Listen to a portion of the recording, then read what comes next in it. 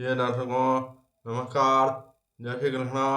मैं पंडित पीतकांत शर्मा ज्योतिषाचार्य आज के इस वीडियो में आपका हार्दिक अभिनंदन करता हूँ। पिछले वीडियो में हमने ग्रह की चर्चा की थी मेष लग्न की कुंडली में। आज के इस वीडियो में हम चर्चा करेंगे कि वृषभ लग्न की कुंडली में योग कारक और मारक ग्रह कौन कौन से होते हैं। इसके अलावा मैं आपको एक बात और बताना चाहूँगा कि ग्रहों की डिग्री के अनुसार परिणाम कब देखने को मिलते हैं, किस प्रकार से देखने को मिलते हैं। जैसे मान लीजिए वृषभ लग्न का उदाहरण है। वृषभ लग्न की कुंडली वह कहलाती है जो दो नंबर से प्रारंभ होती है। जैसे यहाँ 2 लिखा है, उसके बाद यहाँ 3, 4, 5, 6, 7, 8, 9, 10, 11, 12, 1। तो इस प्रकार की कुंडली वृषभ लग्न की कुंडली कहलाती है। अब मैं बताना चाहूँगा कि डिग्री के अनुसार कितने प्रतिशत परिणाम कब देखने को मिलते हैं। जैसे वृषभ लग्न की कुंडली की बात की जाए तो वृषभ लग्न में चतुर्थ भाव की बात की जाए तो चतुर्थ भाव में 5 अंक की गिनती, 5 नंबर की गिनती लिखी हुई है। जैसे मान लो सूर्य की डिग्री हुई 12 अंश, सूर्य स्पष्ट है 9 राशि, 12 अंश, 25 कला, 55 विकला। तो ये ग्रह स्पष्ट करने पर सूर्य स्पष्ट आया। तो इसका अर्थ ये है कि सूर्य 9वीं राशि यानी धनु राशि को पार करके धनु राशि का पार करके 10वीं राशि यानी मकर राशि के 12 अंश, 25 कला, 55 विकला पर स्थित है। अब देखिए यहाँ पर सूर्य 12 अंश 25 कला पर स्थित है।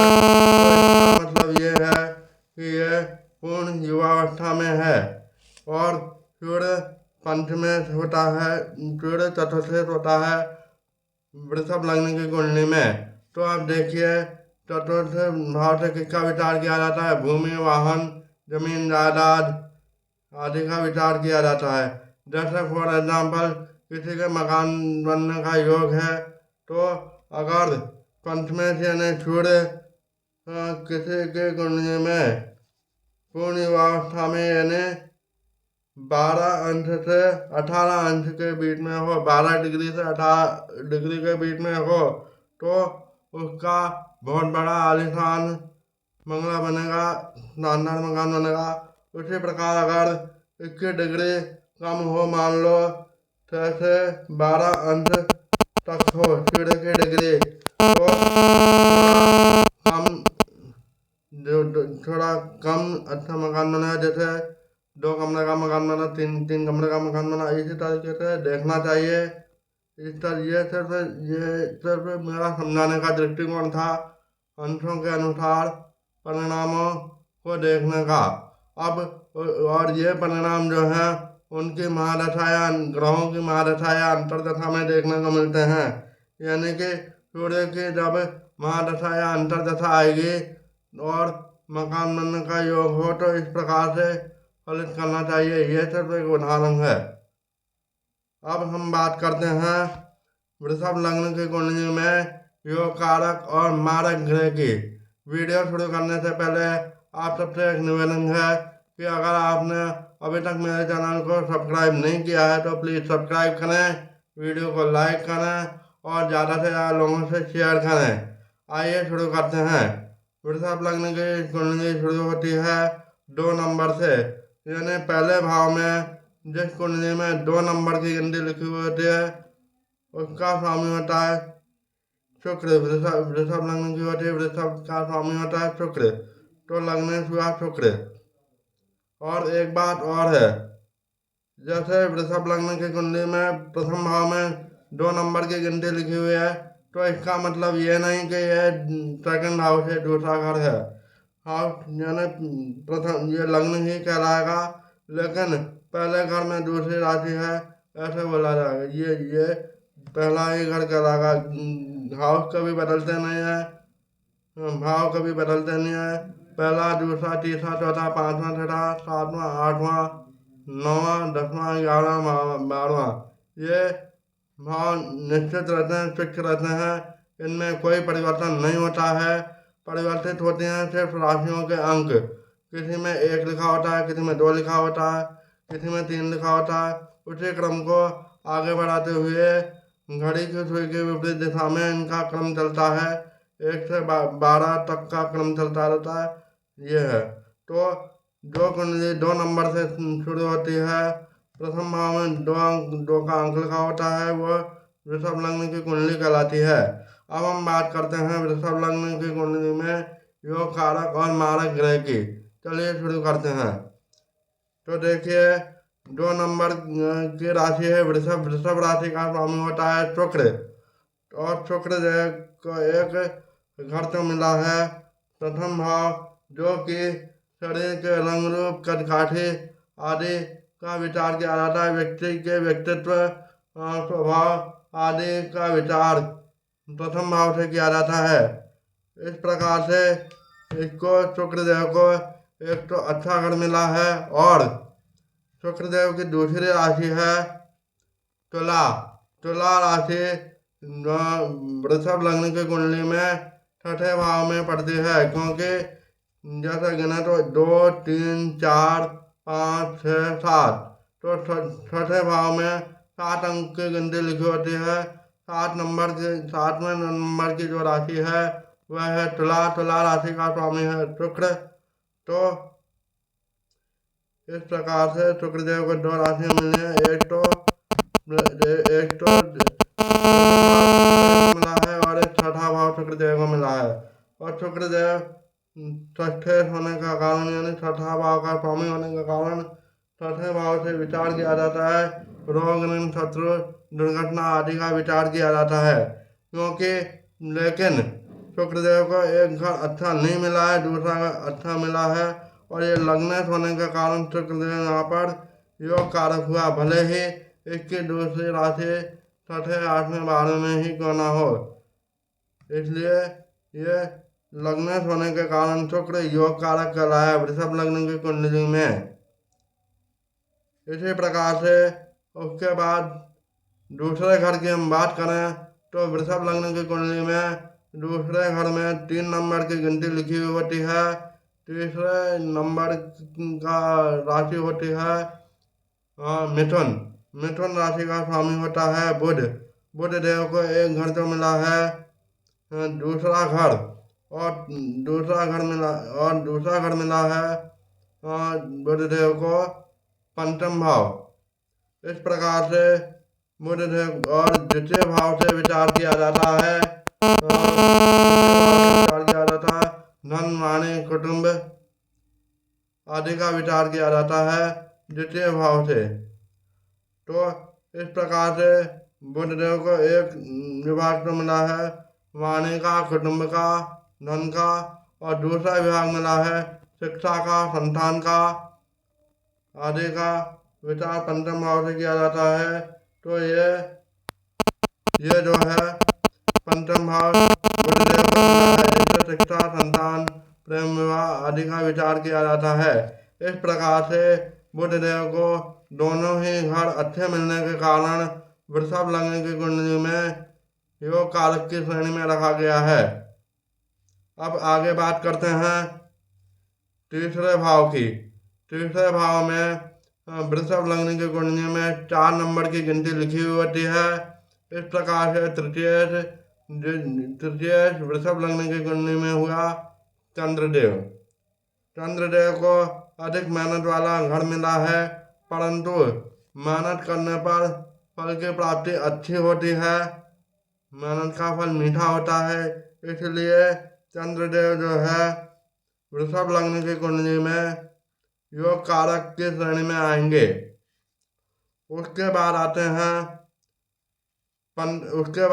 चतुर्थ भाव की बात करें तो चतुर्थ भाव में वृषभ लग्न की कुंडली में 5 नंबर की गिनती लिखी हुई होती है। पंचम भाव में 5वें नंबर की गिनती लिखी होती है। 5वीं राशि है सिंह राशि। सिंह राशि का स्वामी है सूर्य, और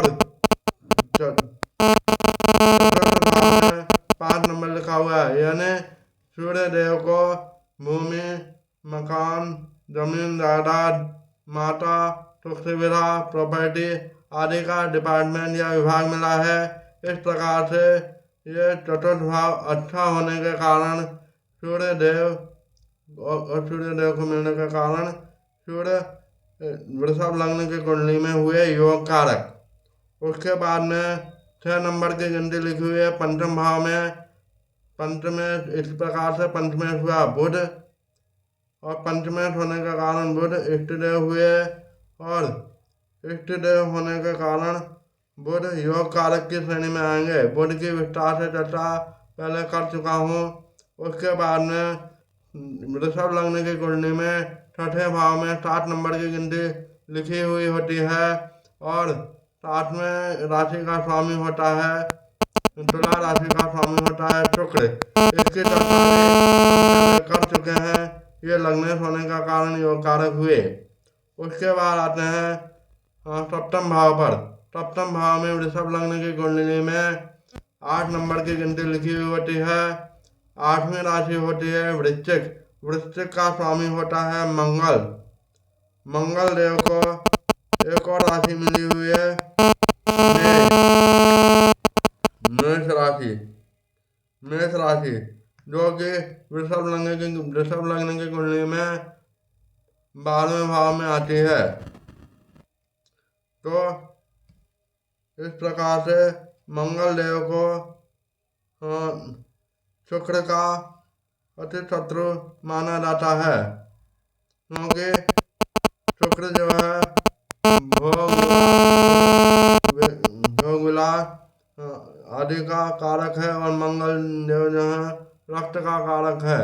इस प्रकार और मंगल देव से अनुशासन, कानून आदि का विचार किया जाता है। इस प्रकार से ये दोनों शत्रु हुए, और लग्न का शत्रु होने के कारण मंगल देव को वृषभ लग्न की कुंडली में मारक ग्रह की श्रेणी में रखा गया है। इसलिए विवाह के समय मांगलिक दोष या योग का विचार किया जाता है मंगल की वजह से, क्योंकि शुक्र विवाह का कारक है और मंगल रक्त का कारक है। इसलिए मांगलिक दोष के बारे में विस्तार से चर्चा बाद में करेंगे। चलिए चर्चा को आगे बढ़ाते हैं। और वृषभ लग्न की कुंडली में 9वें भाव में, वृषभ लग्न की कुंडली में 8म भाव में 9 नंबर की गिनती लिखी होती है। 9वीं राशि होती है धनु। धनु राशि का स्वामी होता है बृहस्पति। बृहस्पति देव को 2 घर मिले हैं। एक तो 8वां घर, जिससे कि 8वें घर से आयु, मृत्यु, कष्ट, गंभीर बीमारी आदि का विचार किया जाता है। 8वें घर से वैज्ञानिक शोध आदि का भी विचार किया जाता है। इस प्रकार से ये गंभीर बीमारी, दुर्घटना, मृत्यु आदि का विचार होने का कारण 8म भाव को अच्छा नहीं माना जाता। तो इस प्रकार से बृहस्पति को एक तो अच्छा घर नहीं मिला है। दूसरी राशि बृहस्पति की पड़ती है 11वें भाव में। वृषभ लग्न की कुंडली में 11वें भाव में मीन राशि पड़ती है। मीन राशि का स्वामी भी बृहस्पति होता है। तो इस प्रकार से बृहस्पति को एक तो मिला 8वां भाव, और एक मिला है एक मिला है 11वां भाव। तो इस वजह से बृहस्पति को एक घर अच्छा नहीं मिलने के कारण ये बृहस्पति भी वृषभ लग्न की कुंडली में हुए मारक। उसके बाद बात करते हैं शनिदेव। उसके बाद बात करते हैं 9वें भाव की। 9वें भाव में 10 वृषभ लग्न की कुंडली में 10 नंबर की गिनती लिखी हुई होती है। 10वीं राशि होती है मकर। मकर राशि और शनि देव को एक और राशि मिली हुई है। शनि देव को एक और राशि मिली हुई है कुंभ। कुंभ का स्वामी भी शनि होता है। इस प्रकार से शनि देव को 2 घर मिले हैं। एक तो 9वां भाव, जिससे कि धर्म, कर्म आदि का विचार, यात्रा, पिता आदि का विचार किया जाता है। और दूसरा घर जो मिला है 10म भाव शनि को, उससे हमारी प्रोफेशनल लाइफ आजीविका का विचार किया जाता है। इस प्रकार से। और क्योंकि यह पहला, पांचवा और नौवां घर जो है त्रिकोण कहलाता है, एक स्थान शनिदेव को त्रिकोण का मिलने के कारण और दूसरा दशम भाव आजीविका का मिलने के कारण शनिदेव को भी वृषभ लग्न की कुंडली में रखा गया है। इस प्रकार से वृषभ लग्न की कुंडली में योग कारक ग्रह हुए शुक्र, चंद्र, बुध, सूर्य, शनि। ये शुक्रदेव की कुंडली में योग कारक ग्रह हुए, तो ये वृषभ लग्न की कुंडली में योग कारक ग्रह हुए। अब और मारक ग्रह हुए वृषभ लग्न की कुंडली में मंगल और बृहस्पति, और इष्ट देव हुए बुध। तो इस प्रकार से आज इस चर्चा को यहीं समाप्त करते हुए अगले वीडियो में हम मिथुन लग्न की कुंडली में योग कारक और मारक ग्रह की चर्चा करेंगे। तब तक के लिए नमस्कार, जय श्री कृष्ण।